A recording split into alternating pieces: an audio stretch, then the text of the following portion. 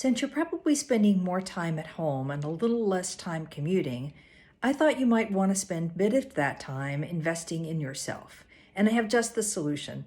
Recently on my podcast, I've talked to 4 people who have a message that's particularly relevant today. And first, I want to talk about Stu Friedman. Stu has the notion that we need a 4-way win in life. You win, work wins, family wins, and the community wins. And you do that first by starting to list out what matters most to you and who matters most to you. And then you prepare for and have a conversation with the people who matter the most, trying to understand what it is they want and expect from you. The process goes on from there, but that's a pretty good starting point. And by the way, that works as well at home as it does at work.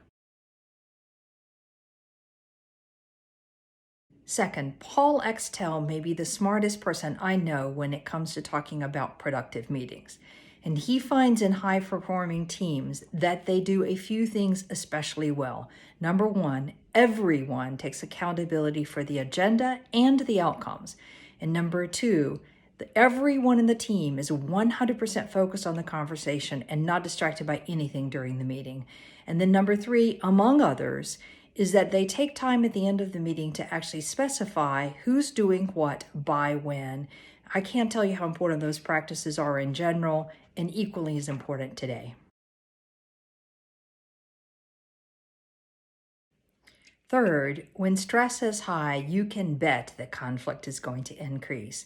And some call Goldman Weisslar the conflict whisperer.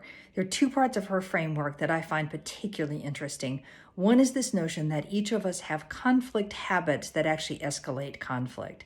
And the second is the notion that we have conflicts in our values. Our good values, the ones we're proud to acclaim, and then also our shadow values, the ones we kind of don't want to tell anybody. You can find more about each of those on her website, optimaloutcomesbook.com. You'll find assessments and exercise to help clarify each. Fourth, Chem Scott says that caring without challenge is ruinous empathy, and challenge without caring is obnoxious aggression. What we want instead is radical candor, which is both challenge and caring. And the way you start on this, among other ways, is by first soliciting feedback and showing you can take the criticism before you start trying to give people feedback.